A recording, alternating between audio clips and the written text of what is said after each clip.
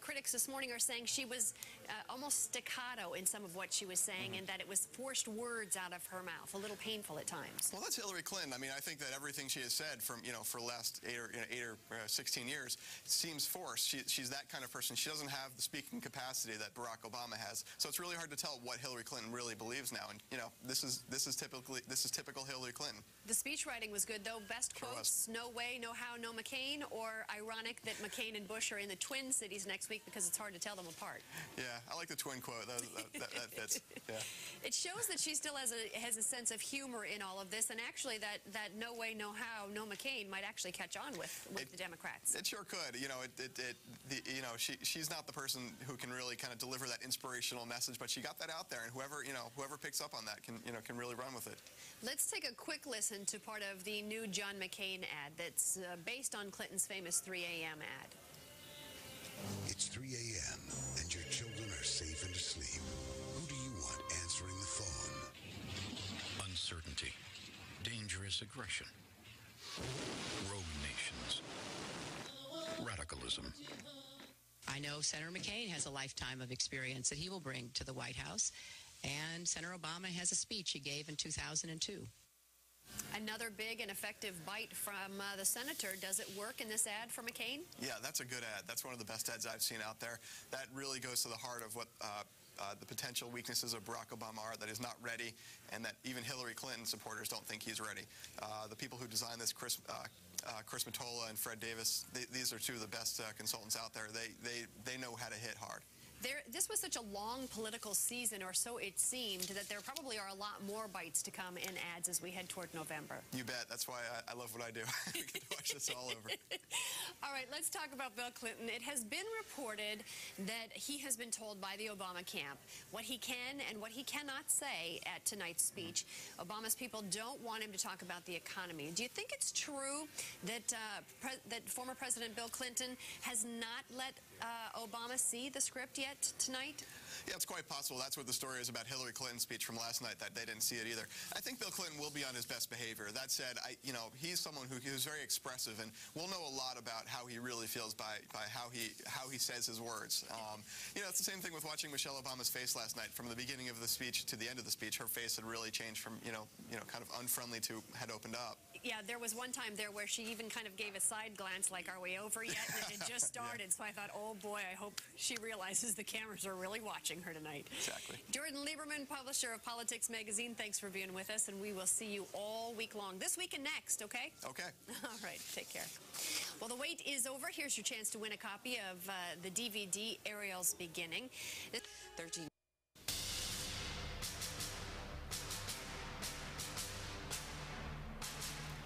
It is 7:33, and Senator Barack Obama tonight will officially accept the nomination of the Democratic Party to be the next president of the United States. We look ahead to tonight and what he needs to do. Jordan Lieberman is the publisher of Politics Magazine, and he is joining us every day this week with some analysis and perspective. Good morning, Jordan. Good morning, Connie. Nice to have you with us from Washington.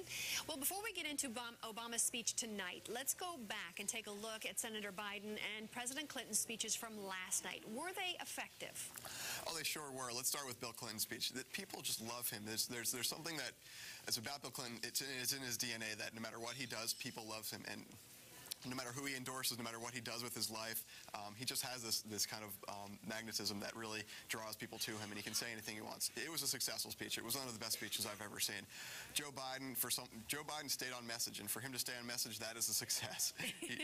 We went in talking about he's kind of a slightly goofy senator from Delaware who kind of made a few mistakes in his past, but he's really got on the right track. And we left knowing that he is a hardworking Catholic family man who's overcome tragedy and really worked hard and supported women's rights and everything along the way.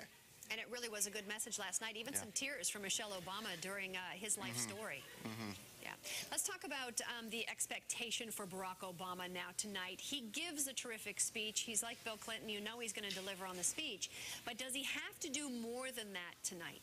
Well, sure. He needs to turn this around and start looking forward. We've really been looking at the last 20 years of Democratic presidents. We've been kind of talking with the party functionaries, people like Steny Hoyer that don't really need to have the stage. This tonight is about Barack Obama and the general election. This is really the first night that's going to attract people from all over the country to look at this and say, who is this guy, and am I going to support him for the next, on Election Day? Yeah, Jordan, when you look at the hype around Barack Obama, the political pundits have all said, why isn't there a bigger spread between these two candidates? So what does he have to do tonight, not only to get people to really understand who he is, but also the specifics of what he can do for the country?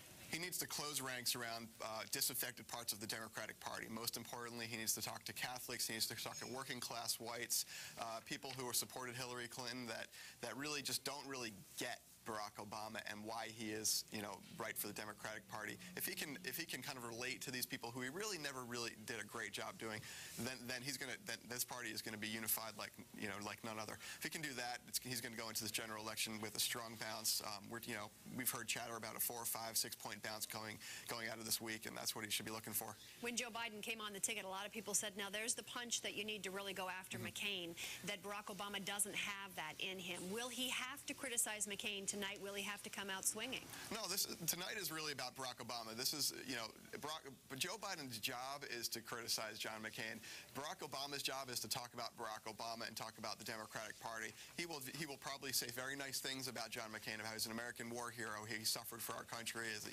He's worked hard for. He used to be a maverick, and I think the line is really that he used to be a maverick, but now he's just another term of the third term for George W. Bush. But you're going to see very little criticism tonight. Okay, how about the set? It's supposed to look like a Greek temple. Is he the god for the Democratic Party now? There's a lot of chatter about Barack Obama being a Greek god, right? No, no. It's probably a little overkill. I mean, Barack Obama does best when it's an open stage and a mic attached to it. This is not his style, and it's a little surprising that they went this direction. All right, Jordan Lieberman, publisher of Politics Magazine. Thank you for joining us from D.C. Hey, be sure to check out Jordan's magazine as well by logging on to our website, cna.tv/yourmorning. Scroll down to the News You Can Use section, and then you can click on his link right there. Hey, take a look at this video. Speaking of Invesco Field, here is the time-lapse video of the stadium being put together for tonight's speech. It took several days to get it all together here. Some 75,000 people expected to see Obama speak tonight at Invesco Field. And as we touched on a bit, the McCain camp made fun of the Greek temple idea, asking, is this an onion, referring to the newspaper that parodies current events. It's amazing seeing it all come together there. There is a lot to do before tonight, and it looks like it is just about set. Hey, millions of fans. Is 7:35. Connie, over to you for more.